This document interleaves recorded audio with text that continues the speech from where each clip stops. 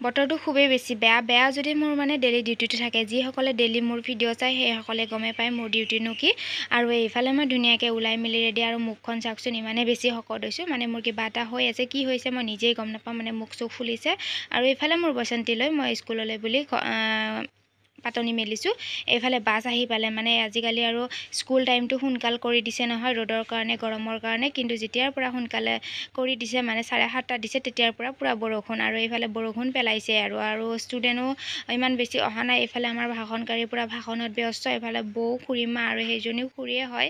স্কুলৰে তাৰপাছত পুৰা ভাষণ দি আছে এইফালে মই সিহঁতক ভিডিঅ' কৰি আছিলোঁ গমেই পোৱা নাছিল তাৰপাছত আমি ঘৰ মানে বৰষুণ দিছে আৰু অলপ তিতিব লগা হ'ল আৰু এয়া ঘৰ পাওঁতে পুৰা জোৰত বৰষুণ দিছে কিবাকৈ পাইছোঁ আৰু ইমান ডাঙৰকৈ বৰষুণ যাক ৰাস্তাত পোৱা নাছিলোঁ কিন্তু ঘৰ আহি পাওঁ যে বহুত ডাঙৰ বৰষুণ আৰু ৰ'দ দিলেই ভাল বৰষুণ দিলে মানে ঠাইবিলাক বহুত বেছি লেতেৰা হয় বৰষুণ দিছে যদিও মোৰ কাম এৰি দিয়া নাই মানে ঘৰ চাফা কৰি আছোঁ আলহী তুলহী আহিব নহয় মানে কিহৰ কাৰণে কৈ আছোঁ আপোনালোকে চাগে ধৰিব পৰা নাই আমাৰ দেউতাৰ বছৰেকীয়া শ্ৰাদ্ধ আহি আছে আৰু এবছৰ হ'লে দেউতাই আমাক এৰি থৈ যোৱা আৰু বতৰটো ইমানেই বেছি বেয়া ভগৱানক এটাই প্ৰাৰ্থনা কৰিছোঁ যাতে বতৰটো ভাল হয় কৰ্মখন যাতে ভালে ভালে পাৰ হয় আৰু সেই বৰষুণতে মই ধুনীয়াকৈ কাপোৰ কানিবিলাক ধুই দিছোঁ যিহেতু শ্ৰাদ্ধ কৰা হ'ব ঘৰত এইফালে আমাৰ ই ৰিক্সা ৰেডি মানে আমাৰ দাদা ভিনদেউ ভাইটিহঁত যাব বজাৰ কৰিবলৈ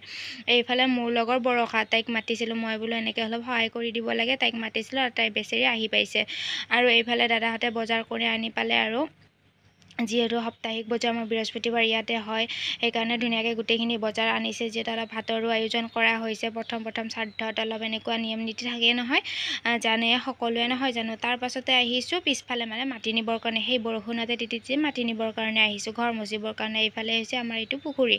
আৰু আগতে দেখুওৱা নাছিলোঁ বাৰু কিন্তু আজি দেখাইছোঁ এইটো হ'ল আমাৰ ঘৰৰ পিছফালে থকা পুখুৰীটো আৰু অলপ জংঘল হৈ চাফা কৰা হোৱা নাই এইফালে মই মাটি পুৰা খান্দাত ব্যস্ত যিহেতু আমাৰ মাটিৰে ঘৰ মুচিব লাগে পকা হ'লে বেছি ভাল নহয়নে বাৰু আৰু এনেকৈ কোনে মাটি আনিব যায় বাৰু ঘৰ মুচিবৰ কাৰণে খুব বেছি ভাল লাগে নহয়নে তাৰপাছতে এইফালে মই মাটি আনি ধুনীয়াকৈ ঘৰ মুচিবৰ কাৰণে ৰেডি আৰু মাটিখিনি ইমানেই বেছি ধুনীয়া বহুত বেছি ৰঙা এইফালে ঘৰ মুচি মই আজৰি কৰিছোঁ আৰু এইফালে ধুনীয়াকৈ মই বজাৰখিনি একে মোচা ঘৰটোত ধুনীয়াকৈ উলিয়াই থৈছোঁ যিহেতু পচি যোৱাৰ চান্স থাকে বেয়া হৈ যাব পাৰে আৰু এইফালে মই ধুনীয়াকৈ গোটেইখিনি বস্তুৱে ওলাই মেলি ধুনীয়াকৈ থৈ দিছোঁ